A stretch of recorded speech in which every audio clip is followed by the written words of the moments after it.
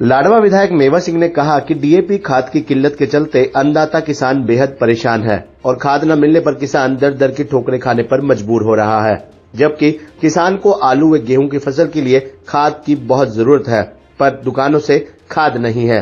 विधायक मेवा सिंह बाबैड़ में कांग्रेस प्रदेश प्रवक्ता जयपाल पंचाल के कार्यालय पर पत्रकारों से बातचीत कर रहे थे। उन्होंने कहा कि यूरिया खाद के लिए किसानों को कई घंटे लाइनों में खाद लेने के लिए परेशान होना पड़ रहा है। उन्होंने प्रदेश सरकार किसानों को खाद उपलब्ध करवाने की मांग की। उन्होंने कहा कि इससे पहले किसान अपनी धान की फसल बेचने के लिए परेशान रहा और कई दिनों में धान की फसल बिकी, जो सरकार की नाकामी का प्रमाण है। उन्होंने कहा कि प्रदेश में कानून व्यवस्था चौपट हो चुकी है और पिछले कुछ दिनों में लाडवा में कई बार सरेआम गोलियां चलने के उपरांत अब तक कोई गिरफ्तारी नहीं हुई। उन्होंने कहा कि डेंगू जिस तरह फैल रहा है, अस्पतालों में मरीजों को बेड उपलब्ध नहीं हो रहे हैं। सरकारी अस्पतालों में रोगियों को कई घंटे लाइनों में लगने के बाद भी इलाज नहीं हो रहा।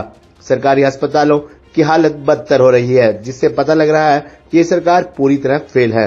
उन्होंने कहा कि सरकार चावल के निर्यात पर लगे प्रतिबंध को हटाने का काम करे, क्योंकि निर्यात बंद होने के कारण 3 दिन से बारीक धान मंडियों में ही पड़ा है और बारीक धान की खरीद नहीं हो रही है, जिससे किसानों को भारी नुकसान हो रहा है। इस मौके पर प्रदेश प्रवक्ता जयपाल पंचाल, मंडी प्रधान हरिकेश सैनी, संजीव बुकड़ी, रामपाल सैनी, प्रवीण सिंगला, मामचंद प्रजापति, रामकुमार आदि मौजूद रहे। आलू की बिजाई किसान जोरों पे कर रहा है और गेहूं की बिजाई की भी तैयारी हो चुकी है, लेकिन डीएपी खाद पूरे प्रदेश से गायब है। कहीं भी आज मार्केट में डीएपी नहीं मिल रहा और यूरिया के लिए भी अभी से जहां भी यूरिया खाद आता है, किसानों की लंबी लाइनें अभी से लगनी शुरू हो गई। जब किसान की फसल मंडियों में आती है तब इसी तरह लाइनें लगती हैं। किसान की फसल नहीं टाइम से बिकती। पिछले दिनों हर मंडी में, चाहे वो बवैन मंडी थी, पीपली मंडी थी, लाडवा मंडी थी, जीरी में क्या हालात हुए। कहीं भी मंडी में पैर धरने की जगह नहीं थी। बोरियों से मंडियां अटी पड़ी थी।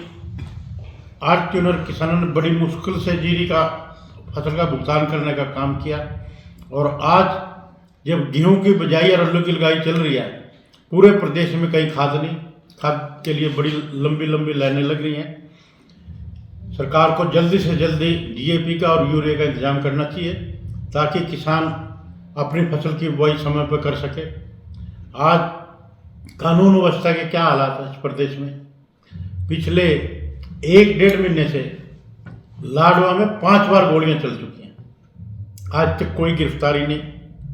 और आज जिस तरह से डेंगू ने इस प्रदेश में पैर पसारे हुए हैं, आज अस्पतालों का यह हालात है, कहीं भी अस्पताल में बेड नहीं है।